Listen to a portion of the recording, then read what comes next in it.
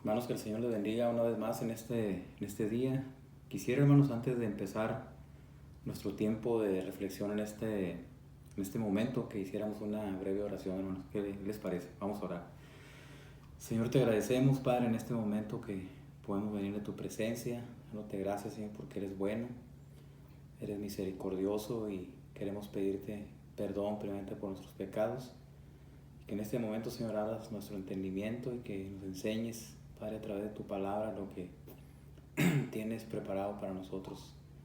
Bendice pues este tiempo, el estudio a la carta a los tesalonicenses. Señor, bendice a mis hermanos que estarán acompañándome en esta reflexión. Padre, te lo pedimos, te agradecemos en el nombre de Cristo, nuestro Señor y Salvador. Amén. Muy bien, hermanos, pues que el Señor les bendiga. Vamos a continuar en este día con nuestro estudio sobre la carta a los tesalonicenses.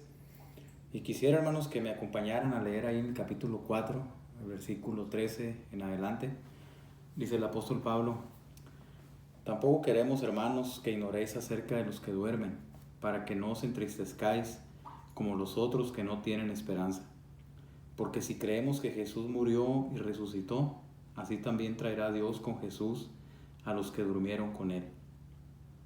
Por lo cual os decimos esto en palabra del Señor, que nosotros que vivimos, que habremos quedado hasta la venida del Señor, no precederemos a los que durmieron.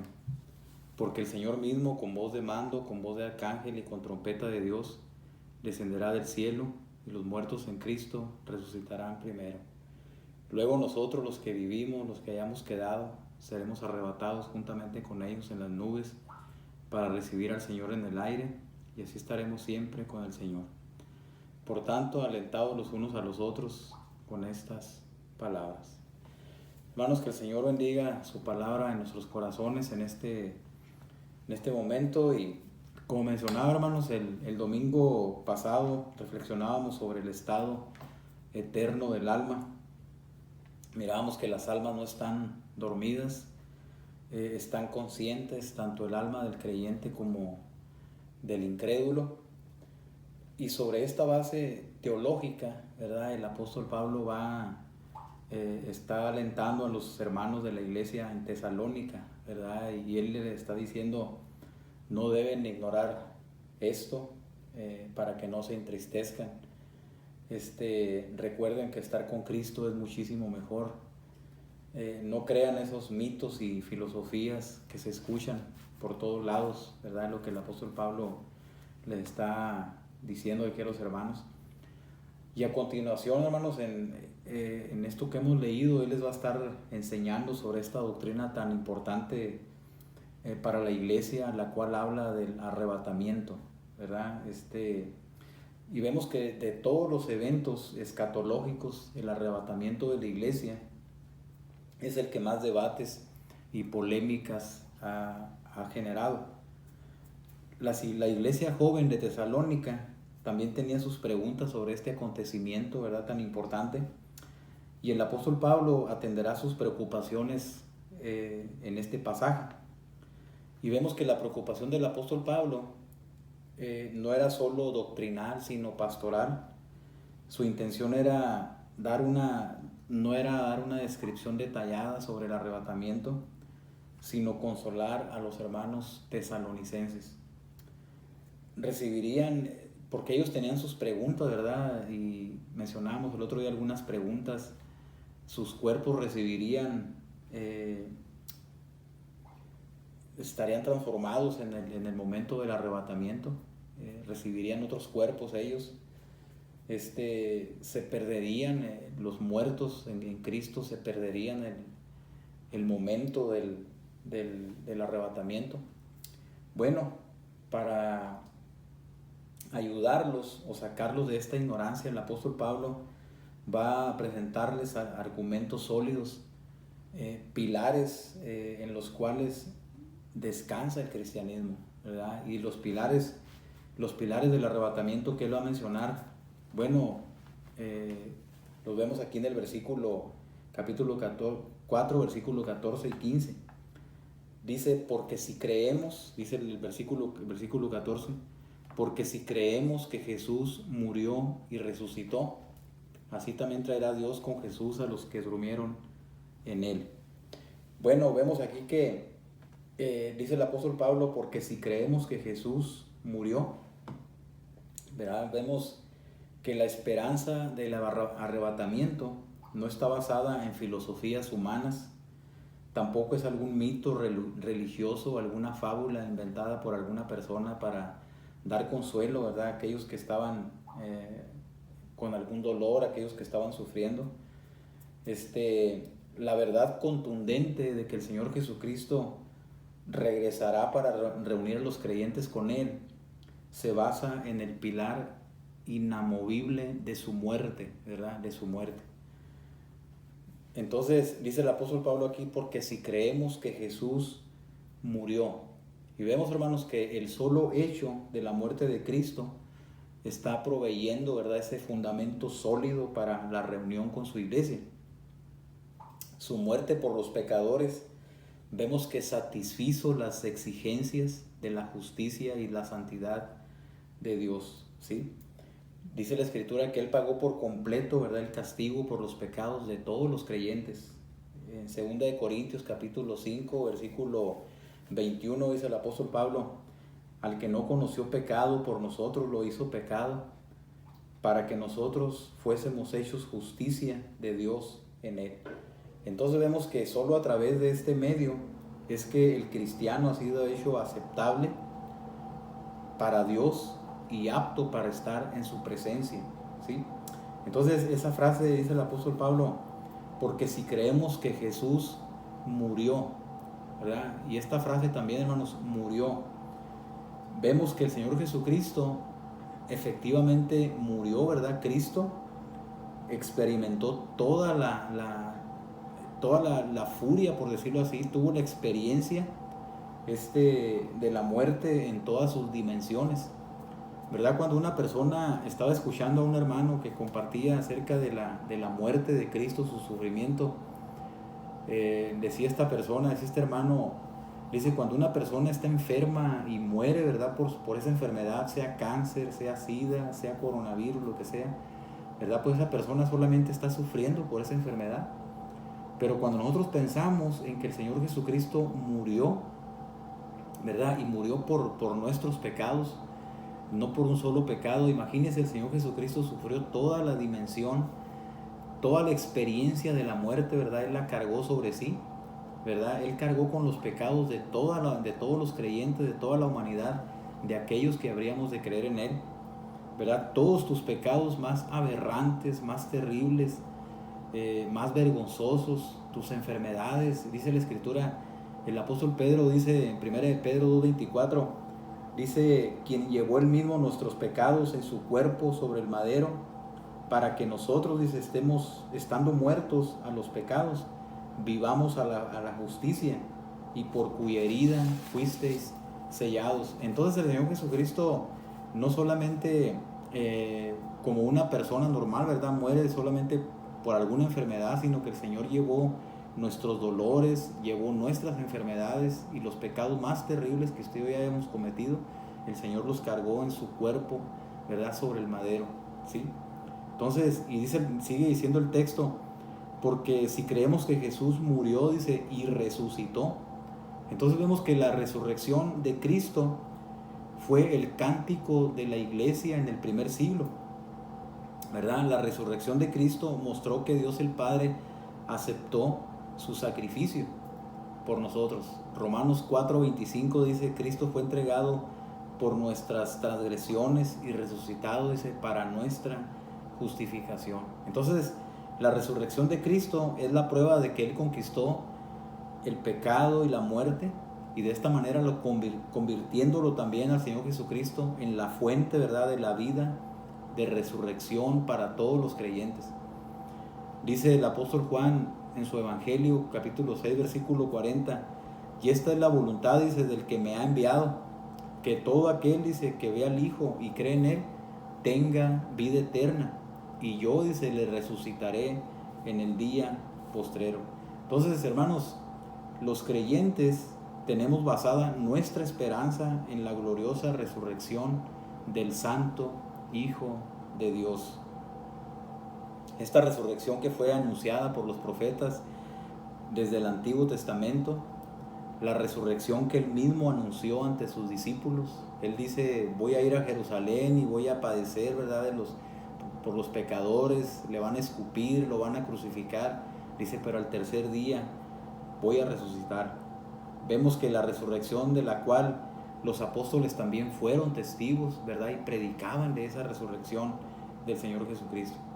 Por esta razón, hermanos, es que el apóstol Pablo dice, no hay pues condenación para todos aquellos que están, dice, en Cristo Jesús, ¿verdad? ¿Por qué? Porque el justo nos ha lavado y nos ha vestido con vestiduras de justicia, ¿sí?, por medio de su muerte y resurrección. Entonces, bíblicamente vemos que los que morimos en Cristo somos de Él, le pertenecemos a Él y estamos en Él. Romanos capítulo 14, versículo 8 dice, pues si vivimos, para el Señor vivimos, y si morimos, para el Señor morimos. Dice, así pues, sea que vivamos o que muramos, del Señor somos. Qué gloriosa, ¿verdad, hermanos? Saber que, dice, si vivimos, para el Señor vivimos, y si morimos, para el Señor morimos. Así pues, sea que vivamos o que muramos, del Señor somos. Entonces vemos que ni aún la muerte nos puede separar del amor de Dios que es en Cristo Jesús, ¿verdad?, Señor nuestro, ¿sí? Y luego sigue diciendo el texto, porque si creemos que Jesús murió y resucitó, dice, así también, dice. Y esta frase conjuntiva enlaza lo que es la resurrección futura de los creyentes con la resurrección de Cristo, ¿sí? 1 Corintios 6:14 dice, y Dios que levantó al Señor también a nosotros nos levantará, dice, con su poder, ¿sí? Y en el texto más detallado en la Biblia, que es 1 Corintios capítulo 15, que habla sobre la resurrección, ¿verdad? Todo ese capítulo, ¿verdad?, está hablando de la resurrección del Señor Jesucristo. El apóstol Pablo dice, porque así como en Adán todos mueren, también, dice, en Cristo todos serán vivificados, pero cada uno en su debido orden. Cristo las primicias, luego los que son de Cristo, dice, en su venida. Hermanos, esta es la promesa gloriosa, ¿verdad?, de nuestro gran Dios y Salvador Jesucristo, ¿verdad?, que confiamos, nuestra esperanza, nuestra confianza, hermanos, en el arrebatamiento se centra, ¿verdad?, precisamente en la muerte y resurrección de nuestro Señor Jesucristo, ¿verdad?, a favor de todos aquellos que hemos creído y confiado en Él. Y el segundo pilar, hermanos, que vemos aquí es el poder del Señor, ¿verdad?, el poder de Dios. Dice el texto, así también, dice, traerá Dios con Jesús a los que durmieron en Él. O sea, vemos toda esta trama, ¿verdad?, en cuanto a lo que va a ser el arrebatamiento, y vemos que Dios es el actor principal, ¿verdad?, en todo esto. Y vemos su poder obrando a favor de todo este acontecimiento. Y el apóstol Pablo dice, así también traerá Dios, dice, con Jesús a los que durmieron en Él, ¿verdad? Vemos el poder de Dios, ¿verdad? Dios, hermanos, todo esto del arrebatamiento, de la resurrección y todo esto que se va a efectuar es por medio del poder de Dios. Dice, traerá Dios con Jesús a los que durmieron en Él. O sea, ¿quién va a hacer todo esto? ¿Quién es el actor intelectual de todo esto? Bueno, Dios, ¿verdad? Dios lo hará, ¿verdad? Él lo va a hacer, ¿verdad? Esto es un hecho, ¿verdad? No hay lugar para las dudas, ¿verdad? Como creyentes podemos confiar en que Dios lo va a hacer. Con la misma autoridad y poder, ¿verdad?, con el que levantó a su Hijo de la tumba, lo mismo hará con nosotros, ¿verdad?, o con aquellos que han muerto en Cristo, ¿verdad?, los que han muerto en Cristo. Dice el apóstol Pablo en 2 Corintios capítulo 4, versículo 14, dice, el que resucitó al Señor Jesucristo, o al Señor Jesús, dice, a nosotros también nos resucitará con Jesús, ¿verdad? Nos resucitará con Jesús. Y hermanos, aquí está la respuesta, ¿verdad? A la inquietud de los hermanos tesalonicenses y para muchos de nosotros.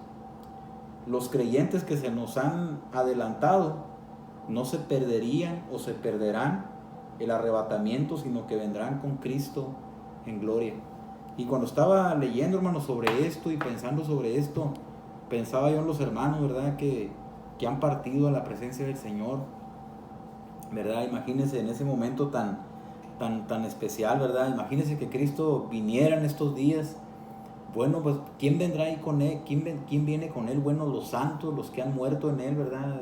Miraríamos hermanos que amamos, ¿verdad? Que estando aquí con nosotros y que ahora ya están con el Señor, ¿verdad? Vemos a buen grupo de hermanos, nuestros seres queridos, que vienen ahí, ¿verdad? Yo me estaba acordando de mi hermano Pablo, de mi hermano Andrés, de mi hermano Guadalupe Montenegro, de mi mamá, ¿verdad? De muchos seres queridos, ¿verdad? Que han partido, la hermana Nelly, todo, ¿verdad? Un grupo de hermanos, ¿verdad? Que han partido con el Señor y que están allá, hermanos conocidos, y que vienen, ¿verdad? Ahí con el Señor Jesucristo. Dice, también traerá Dios con Jesús a los que durmieron en Él. Imagínense qué glorioso, hermanos, es pensar en el arrebatamiento, ¿verdad? En la manifestación gloriosa de nuestro Señor Jesucristo por medio del poder de Dios, ¿verdad?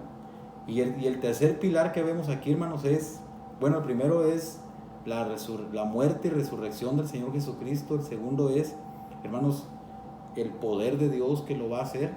Y luego vemos también en palabra del Señor, ¿verdad? Por medio de su palabra.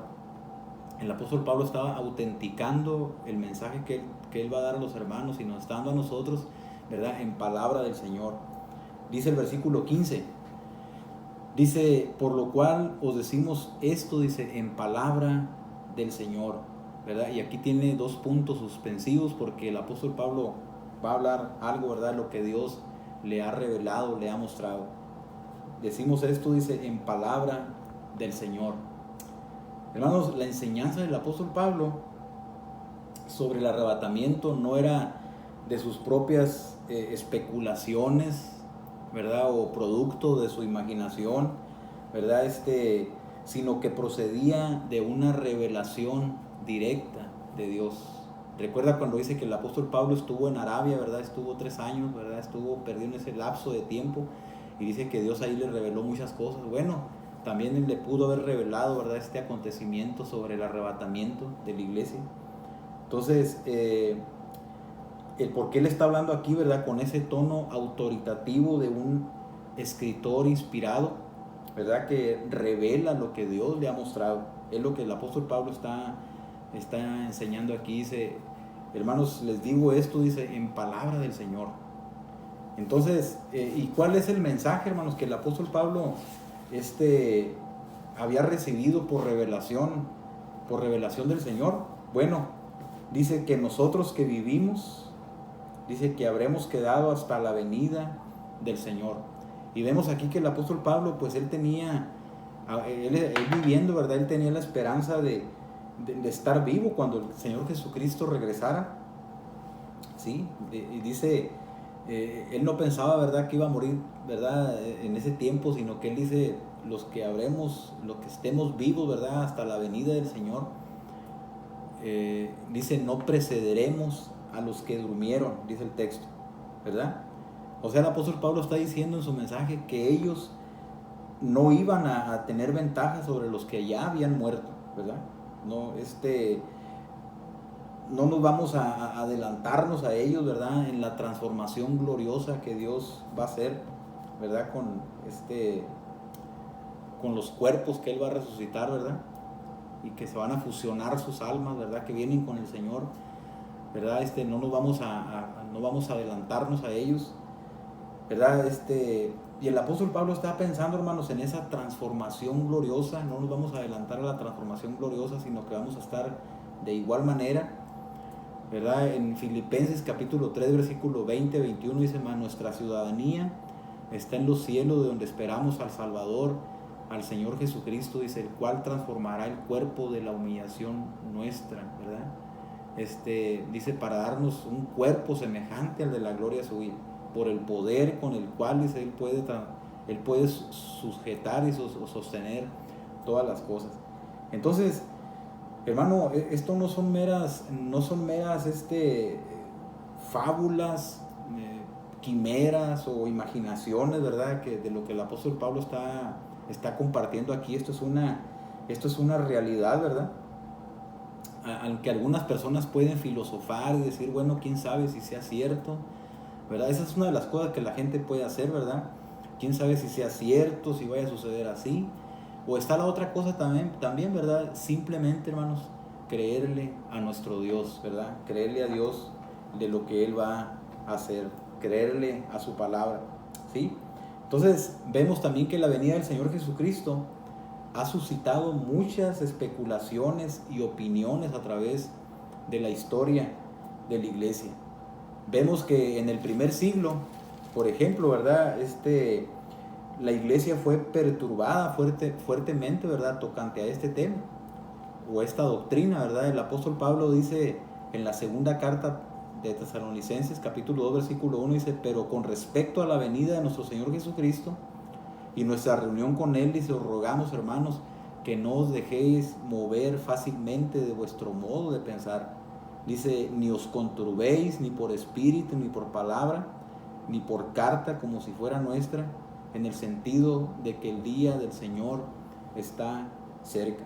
Entonces, había ese pensamiento, ¿verdad? Dice el apóstol Pablo, no se dejen mover, dice, fácilmente de su modo de pensar en cuanto a la venida del Señor Jesucristo y nuestra reunión con Él. También surgió, hermanos, la enseñanza errónea de que ya la resurrección se había efectuado, ¿verdad? Habían unos malvados aquí en la iglesia, en Éfeso, Himeneo y Fileto, ¿verdad? Que ellos decían que la resurrección ya se había efectuado. Dice el apóstol Pablo, dice, mas evita profanas y vanas palabrerías, porque conducirán más y más a la impiedad, y su palabra carcomerá como gangrena, de los cuales son Himeneo y Fileto. Dice que se desviaron de la verdad, diciendo, dice, que la resurrección ya se efectuó y trastornan la fe de algunos. ¿Ok? Entonces la iglesia, vemos que, hermanos, había muchas especulaciones, había opiniones, se infiltraron herejías, perturbaban a la iglesia de esta manera. Y luego, pero la iglesia desde el primer siglo como hasta el día de hoy, la iglesia, hermanos, tenía la encomienda de estar recordando, ¿verdad? Anunciar la muerte, resurrección y la próxima venida de nuestro Señor Jesucristo a través, hermanos, de los emblemas de la Santa Cena. Cuando el apóstol Pablo escribe a los hermanos en Corinto, dice, de modo, dice, que cada vez que parten el pan y toman la copa, dice, la muerte del Señor anunciáis hasta que Él venga. Eso era lo que hacía la iglesia, ¿verdad? Estar proclamando la muerte, como mencionábamos, del Señor, su resurrección, ¿verdad? Pero también su pronta venida. Y eso es lo que usted y yo hacemos, hermano, también cada domingo que partimos el pan y recordamos al Señor, ¿verdad? Su sacrificio por nosotros. También estamos anunciando su venida, ¿verdad? Por la iglesia. Muy bien. Vemos también que sectas, hermanos, como los testigos de Jehová, ¿verdad? Ellos aseguran, ¿verdad? Que Cristo ya vino, ¿verdad? Ellos hasta fechas le han puesto, ¿verdad? La venida de Cristo. Yo no entiendo eso, ¿verdad? Cuando vemos aquí el desenlace de la venida del Señor Jesucristo, todo lo que va a suceder, yo no sé de dónde queda la doctrina, ¿verdad? De estos amigos, pero eso es lo que ellos enseñan, que Cristo ya vino, ¿sí? Ahora iglesias supuestamente cristianas, hermanos, no creen en lo que es el arrebatamiento, en la venida del Señor Jesucristo, ¿sí? Cuando se va a efectuar el arrebatamiento. Pero, hermanos, la venida de nuestro Señor Jesucristo por su iglesia es un hecho, es algo inminente, ¿sí? Y nosotros lo creemos y lo anunciamos, ¿verdad? Lo predicamos toda vez, ¿verdad? Que podemos. Lo que sí no sabemos es cuándo será, ¿verdad? Como Él mismo lo dijera. No sabemos cuándo Él va a venir, cuándo irá a suceder ese momento, no podemos vaticinar o poner fechas, ¿verdad? Como mencionamos a estas personas, ¿verdad? Pero sí podemos pensar lo que el Señor dijo, ¿verdad? En Mateo 24:36 dice, pero del día y la hora nadie sabe, ni aun los ángeles de los cielos, sino solo mi Padre, ¿verdad? Ahora, lo que sí podemos nosotros saber, hermanos, y que debemos preocuparnos, es hacer lo que el Señor dice también, ¿verdad? Mateo 25:13 dice, velad pues, porque no sabéis el día ni la hora en que el Hijo del Hombre ha de venir, ¿sí? Entonces, vemos, hermanos, que el Señor no nos da horas, no nos da tiempos, ¿verdad? Pero sí nos ordena, ¿verdad? Que estemos velando, que estemos conscientes de que su venida, hermanos, está inminente y se va a efectuar lo que es el arrebatamiento. Su venida será algo, hermanos, grandioso, espectacular, algo jamás visto o imaginado en la mente finita, ¿verdad?, del ser humano, ¿sí? Dice que este evento no va a suceder en oculto, ¿verdad? Muchas veces nosotros hemos escuchado que esto va a ser en oculto y que nadie se va a dar cuenta y que va a ser un rapto, ¿verdad? O sea, nada que ver, ¿verdad?, con lo que dice. ¿Qué es lo que dice el texto? Dice el versículo 16, dice, porque el Señor mismo, con voz de mando, ¿verdad?, con voz de arcángel y con trompeta de Dios, descenderá del cielo, y los muertos en Cristo resucitarán primero. Fíjese cómo se ve este evento, hermanos, a la luz de la palabra de Dios, cómo va a suceder. Bueno, este evento no va a suceder en oculto, ¿verdad? Dice aquí que el Señor mismo, imagínense nada más, hermanos, el Señor mismo va a hacer irrupción, y Él mismo, hermanos, personalmente vendrá por su iglesia. Él no va a enviar ángeles, no va a enviar emisarios. Él personalmente, ¿verdad?, va a venir por su iglesia. Algo maravilloso, ¿verdad? Recuerda lo que dijo Juan capítulo 14, versículo 1 al 3. Dice el Señor Jesucristo, creéis en Dios, creed también en mí. En la casa de mi Padre muchas moradas hay, voy pues a preparar lugar para vosotros. Dice, para que donde yo esté, vosotros también estéis. Dice, y si me fuere, ¿verdad?, voy a preparar lugar, dice, y si volviere, dice, les voy a preparar un lugar para que donde yo esté, ustedes también estén conmigo, ¿verdad? Esa es la promesa del Señor Jesucristo, ¿verdad? Lo estoy parafraseando el texto, pero la idea es esa, ¿verdad?, de que el Señor viene por su iglesia para llevarla, ¿verdad?, con Él. Y dice que Él vendrá personalmente, no va a enviar a nadie, Él va a venir por su iglesia. Y lo dice con voz de mando, ¿verdad? El Señor mismo dice con voz de mando. Y esto nos habla, hermanos, de que es con un tono militar, ¿verdad? Como un comandante que está llamando a sus tropas a formar filas, ¿verdad? Y esa voz será semejante a la de la resurrección, ¿verdad?, de Lázaro, cuando dice que fue y se paró en la tumba de Lázaro y clamó a gran voz y le dijo, Lázaro, ven fuera, ¿verdad? Y dice que el que había muerto se levantó, ¿verdad? Después de 4 días se levantó y oyó la voz del Hijo de Dios y se levantó, resucitó Lázaro ahí. Muy bien. Y luego dice, con voz de mando, con voz de arcángel, dice, con trompeta de Dios, ¿verdad? Con trompeta de Dios. Y vemos, hermanos, que las trompetas en el Antiguo Testamento se usaban con varios propósitos.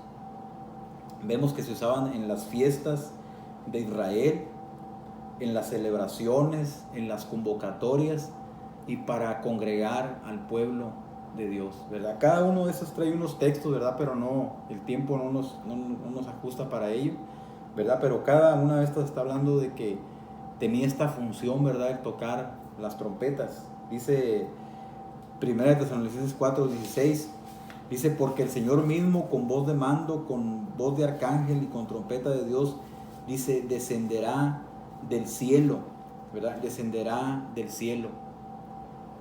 Esta es otra cosa muy hermosa, hermano. Vemos que el Señor desciende del cielo, ¿verdad?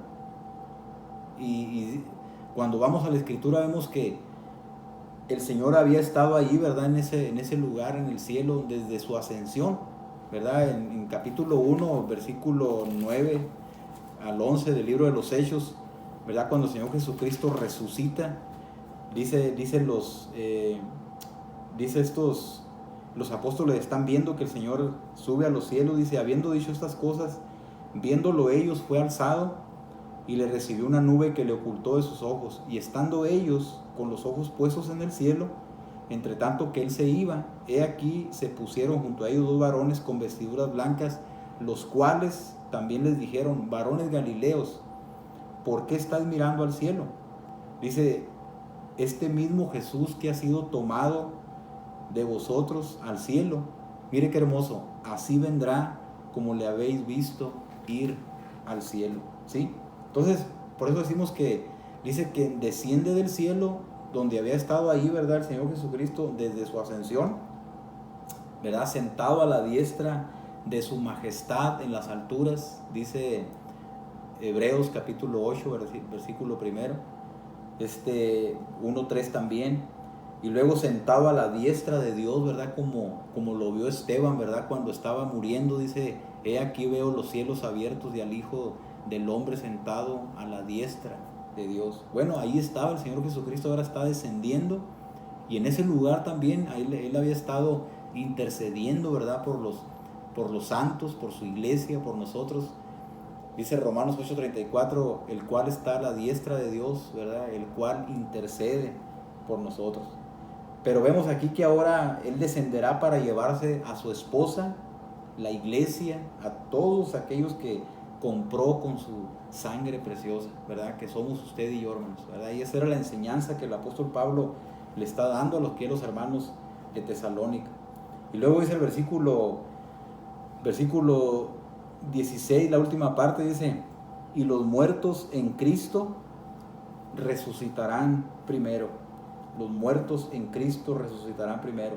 Vemos que los santos muertos, hermanos, no serán inferiores a los santos que estén vivos, ¿verdad? Sino que ellos vienen, hermanos, también, ¿verdad? Para recibir ese cuerpo glorificado, ¿verdad? Para resucitar sus cuerpos, que sus cuerpos sean glorificados como el del Señor Jesucristo, ¿verdad? Pero va a haber una transformación, ¿verdad? Aquí en todo esto. Dice 1 de Juan capítulo 3, versículo 2, sabemos que cuando Él se manifieste seremos semejantes a Él, dice, porque le veremos tal como Él es, ¿sí? Dice el versículo 17, luego nosotros los que vivimos, los que hayamos quedado, seremos arrebatados juntamente con ellos en las nubes para recibir al Señor en el aire, y así estaremos siempre, ¿verdad? Con el Señor, ¿verdad? Qué hermoso, ¿verdad? Dice, los que vivimos, los que hayamos quedado, dice, los que vivimos seremos arrebatados juntamente con ellos en las nubes para recibir al Señor en el aire, ¿sí? Y arrebatados, hermanos, esta palabra, la Biblia no habla de un rapto, ¿verdad? También quisiera que aclaramos eso, no es un rapto, ¿verdad? Como que se oye más, no sé, es más correcto usar la expresión bíblica, ¿verdad? Arrebatamiento, ¿verdad? Porque arrebatamiento o arrebatados, hermanos, quiere decir un arpazo, ¿verdad? Se refiere a un acto violento, irresistible y fuerte, ¿verdad? Va a ser algo, como dice 1 Corintios 15:52, dice que en un momento, en un abrir y cerrar de ojos, los creyentes seremos transformados, ¿verdad? Así rápidamente, ¿verdad? Cuando el Señor venga, esto va a ser algo rápido, ¿verdad? Va a ser un arpazo, ¿verdad? Arrebatados por el Señor para fusionarnos, para estar con ellos en el aire, ¿verdad?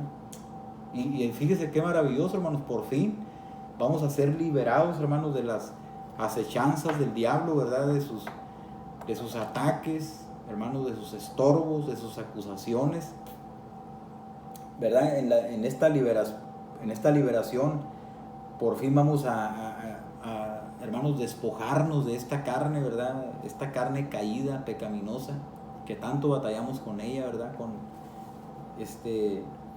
Hermanos, por fin vamos a ser liberados también de este mundo, ¿verdad? Corrompido, maligno, tantas cosas, ¿verdad? Que estamos viendo a nuestro alrededor. Bueno, de ahí, el Señor nos va a rescatar, ¿verdad? Y principalmente, hermanos, vamos a ser liberados hermanos, de la ira de Dios, ¿verdad? De la ira de Dios, de los juicios de Dios sobre este mundo. Entonces, por eso, hermanos, es que nosotros debemos siempre compartir con las personas que no conocen al Señor, ¿verdad? Porque no hay esperanza para ellos. Nosotros tenemos esta esperanza gloriosa. Hermanos, estamos esperando a nuestro Salvador. La iglesia está, hermanos, con esa expectativa, con ese anhelo, con ese deseo de que el Señor venga por su iglesia, que nos rescate de aquí, ¿verdad? Pues le decía, por eso debemos compartir con la gente, porque ellos no tienen la esperanza. Nosotros tenemos la esperanza, hermanos, basada, ¿verdad?, en la muerte y resurrección del Señor Jesucristo, ¿verdad?, en el poder de Dios que va a hacer todas las cosas, hermanos, y en su palabra, ¿verdad?, que Dios no es hombre para mentir, ni hijo de hombre para arrepentirse. Él va a efectuar, hermanos, la resurrección, el arrebatamiento, ¿verdad?, en un momento determinado, en su debido orden, ¿verdad?, como leíamos ahí en Corintios, ¿verdad? Y eso es lo que nosotros estamos esperando, estamos anhelando, ¿verdad?, como iglesia, que el Señor venga, ¿verdad?, por nosotros, hermanos, y será algo majestuoso, algo precioso, algo que nuestra mente finita, ¿verdad?, no puede tal vez describirlo, no puede entenderlo. Y leí una cosa que decía muy interesante, ¿verdad? Y ya casi quiero ir concluyendo con esto, hermanos. Decía este hermano que hacía el comentario acerca de la venida del Señor Jesucristo, acerca del arrebatamiento, cómo se va a suscitar todo esto. Dice, tal vez nos parezca a nosotros difícil de comprender, ¿verdad?, todos estos eventos escatológicos, ¿verdad?, el evento que está próximo a suceder en la iglesia. Dice, tal vez nos cueste trabajo entenderlo, pero así, dice, como también nos costaba trabajo entender que Dios se hizo carne, ¿verdad?, y que nació de una virgen y que las profecías tuvieron un cumplimiento exacto, ¿verdad? O sea, todo bien, ¿verdad? Perfecto en el orden de Dios. Dice, tal vez nos cuesta trabajo y a veces batallamos para entender eso. Dice, pero de la misma manera, ¿verdad?, nosotros debemos aceptar, hermanos, esto que el Señor dice que va a hacer. Cristo viene por su iglesia, ¿verdad? Hay un canto, ¿no?, lo he mencionado en otras ocasiones, que dice, este hermano lo cantaba y me gustaba mucho esa alabanza, que dice, y solo el redimido oirá su voz en el día aquel, cuando venga en nubes gloriosas al encuentro con su novia. Los muertos en Cristo se levantarán, ¿verdad? Los muertos en Cristo se levantarán. Entonces, y seremos transformados en un abrir y cerrar de un ojo. Hermanos, esta es la esperanza gloriosa que tenemos usted y yo, ¿verdad? En cuanto al arrebatamiento, Cristo viene por su iglesia y debemos estar preparados, y nuestro corazón, hermanos, debe estar lleno de gozo con esa expectativa, porque un día, hermanos, saldremos de este mundo, ¿verdad? Y mire la cereza del pastel. Quiero terminar con la cereza del pastel. ¿Cuál será? Dice el versículo 4:18, dice el apóstol Pablo. Bueno, la última parte. Dice, para recibir al Señor en el aire, dice, y así estaremos siempre con el Señor. La última parte del versículo 17, así estaremos siempre con el Señor. Dice, por tanto, hermanos, después de todo esto que ya les dije, ¿verdad? Dice, alentados los unos a los otros con estas palabras. Así estaremos siempre con el Señor. Hermanos, qué maravillosa promesa de nuestro Dios, ¿verdad? De que Cristo viene y viene pronto, ¿verdad? Viene pronto por su iglesia. Dice en Apocalipsis, he aquí, yo vengo pronto, ¿verdad? Yo vengo pronto. Hermanos, y usted y yo debemos estar preparados, ¿verdad? Día con día, porque el Señor viene por su iglesia y con Él vienen nuestros seres queridos, ¿verdad?, que han muerto en el Señor, ¿verdad? Y nosotros nos vamos a reunir con ellos en el aire, y dice, así estaremos siempre con el Señor, ¿verdad? Que el Señor, hermanos, les bendiga grandemente, hermanos, y alentémonos los unos a los otros con estas palabras. Oremos, hermanos. Señor, te agradecemos, Padre, en este momento que podemos venir de tu presencia, agradecidos contigo, Señor, por tu palabra. Gracias, Señor, por esta gloriosa esperanza de que tú vienes, Señor, por tu iglesia. Señor, y vimos estos pilares importantes, Señor, en los cuales descansa, Señor, la vida del cristiano, la muerte y resurrección de nuestro amado Salvador Jesucristo. Señor, que Él murió y resucitó para nuestra justificación. Y también, Señor, el poder de Dios que va a hacer todas las cosas, Señor, el cual nos levantará, así como levantó a su Hijo con su poder, también a nosotros nos levantará con Jesús, decía el apóstol Pablo. Y también, Señor, tu palabra, ¿verdad? Tu palabra que es infalible, tu palabra, Señor, que nunca falla, es tu palabra, Señor. El apóstol Pablo decía, y esto decimos en palabra del Señor. Señor, no es una filosofía humana, no es un pensamiento humano, es tu palabra, Señor. Es tu palabra revelada a tu siervo y transmitida, Señor, a tu iglesia, para que podamos consolarnos, para que podamos, Señor, fortalecernos, para que podamos alentarnos los unos a los otros. Bendice, pues, Señor, a tu iglesia. Ayúdanos a seguir adelante, Señor, y que en tu misericordia, en tu gracia también, Señor, pues pronto podamos reunirnos nuevamente como iglesia, Señor, para alabarte, para adorarte, para proclamar, Señor, tu mensaje glorioso de salvación. Padre, por lo tanto, debemos alentarnos los unos a los otros con estas palabras. Y gracias te damos, pues, Señor, una vez más por todo. Bendice a tu iglesia, suple sus necesidades. Señor, si hay algún enfermo, restáurale, sánale. Cuida a los hermanos que trabajan, Señor, en el campo, en las fábricas, dentro y fuera del país. Bendíceles, Señor. Les ponemos en tus manos. Prospera los planes también que tenemos de reunirnos con el gobierno, que podamos tener una respuesta pronta, Señor. En el nombre santo de Cristo, Padre, te lo pedimos una vez más y te damos gracias. Amén. Amén. Hermanos, que el Señor les bendiga ricamente, hermanos. Bendiciones. Cuídense, hermanos. Les amamos.